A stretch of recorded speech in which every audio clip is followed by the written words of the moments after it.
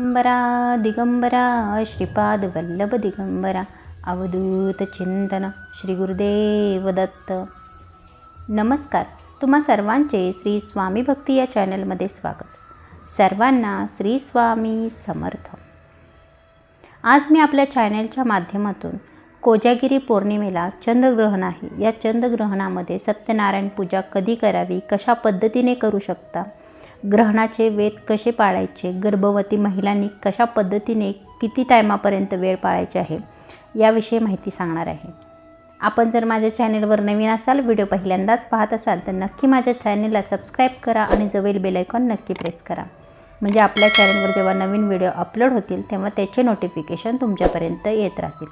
आणि video skip न करता अगदी शेवटपर्यंत नक्की पहा, म्हणजे तुम्हाला ग्रहणाविषयी संपूर्ण माहिती नक्की समजेल.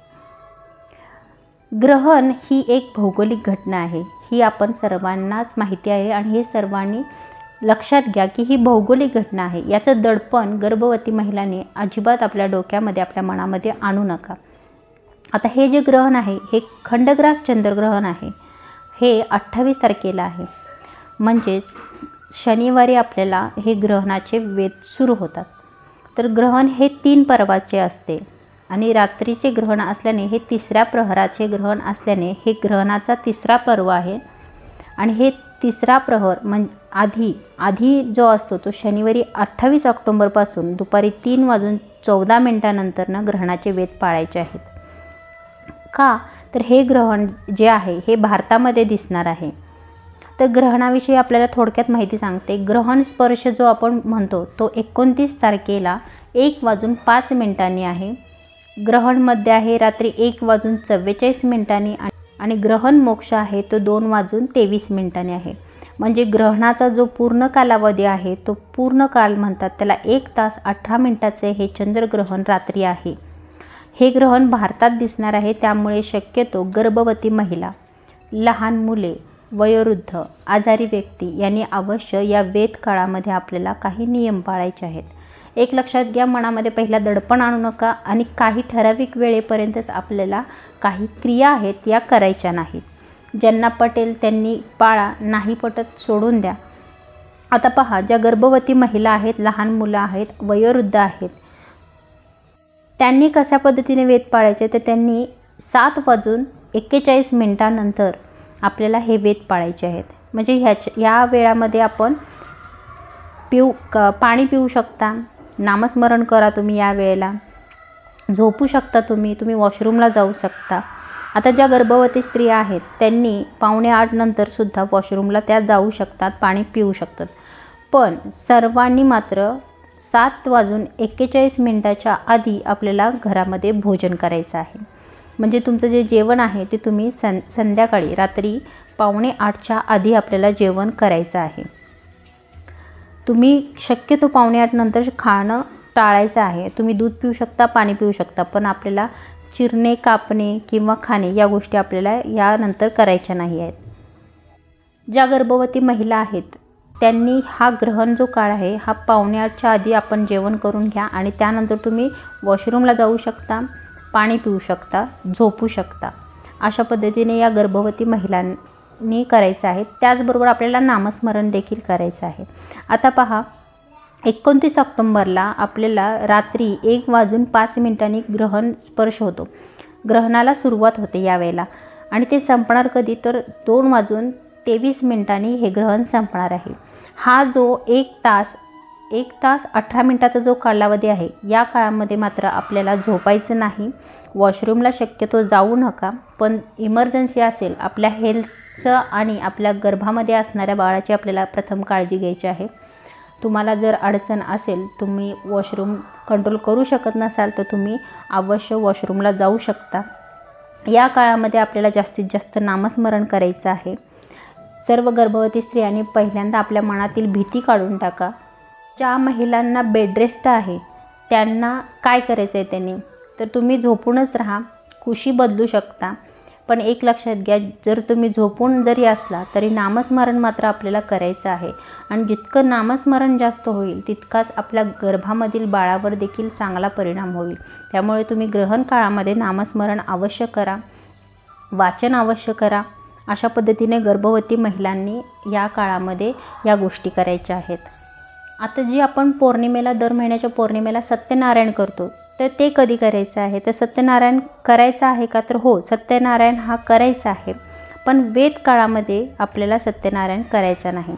वेद लागण्यापूर्वीच आपल्याला सकाळी सत्यनारायण पूजा करायची आहे.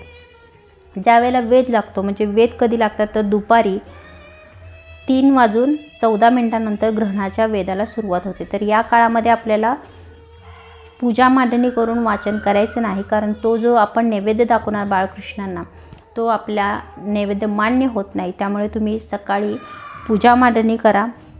जमलं तर सकाळीच वाचा आणि पूर्ण पूजा सत्यनारायणची आपल्याला वेदाच्या आधी करायची आहे. पण ज्या स्त्रिया वर्किंग आहेत त्यांना जमणार नाही, सकाळी शक्य होत नाही. ॲक्च्युली तसं बघायला गेलं तर जी सत्यनारायण पूजा आहे ही संध्याकाळी प्रदोष काळामध्येच केली जाते, पण ह्या वेळेला चंद्रग्रहण असल्याकारणाने ही जी पूजा आहे ती सकाळी करा. तुम्ही मांडणी सकाळी करा, नैवेद्य दाखवा. जी पंचोपचार पूजा आहे 3 सुपाऱ्यांची आणि बाळकृष्णांची, ती आपल्याला करून पंचोपचार पूजा करून नैवेद्य दाखवा.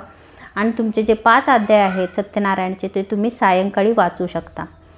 जर जमलं तर सकाळीच करा, आणि जर जमत नसेल तर तुम्ही या कोजागिरीला पौर्णिमेची सत्यनारायण पूजा मांडणी करू नका.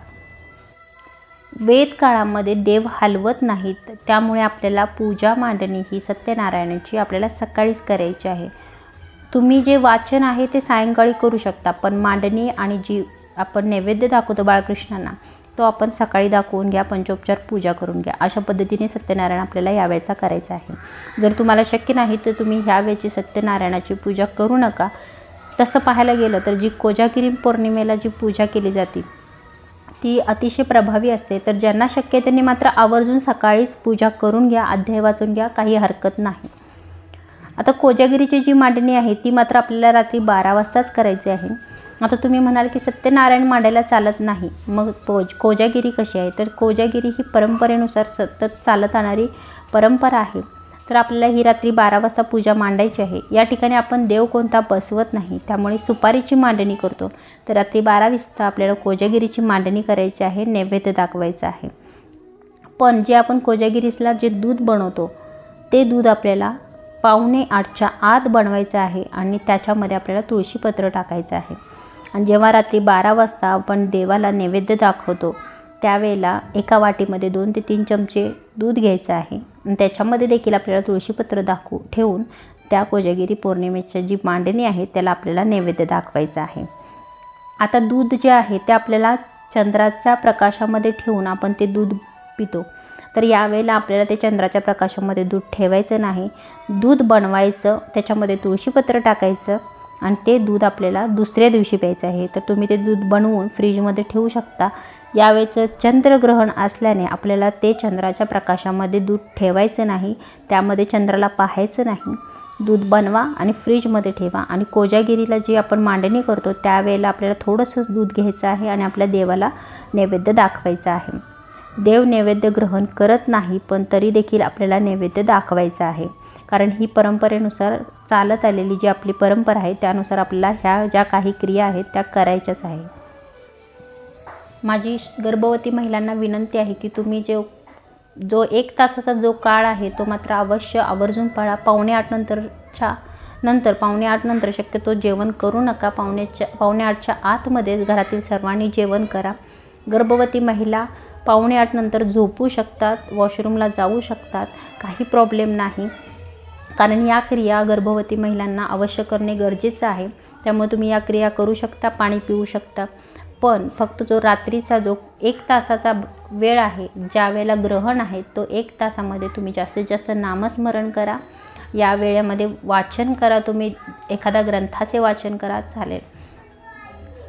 फक्त या 1 तासामध्ये फक्त झोपू नका आणि त्या वेळानंतर आपण आंघोळ करून पुन्हा झोपू शकता.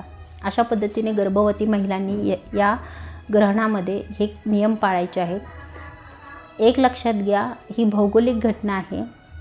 या ग्रहणाचे आपल्याला वेद तर पाळलेच पाहिजे, पण ज्यांना जमत नाही, ज्यांना बेडरेस्ट आहे त्यांनी जसं शक्य आहे त्या पद्धतीने ग्रहण पाळायला हरकत नाही.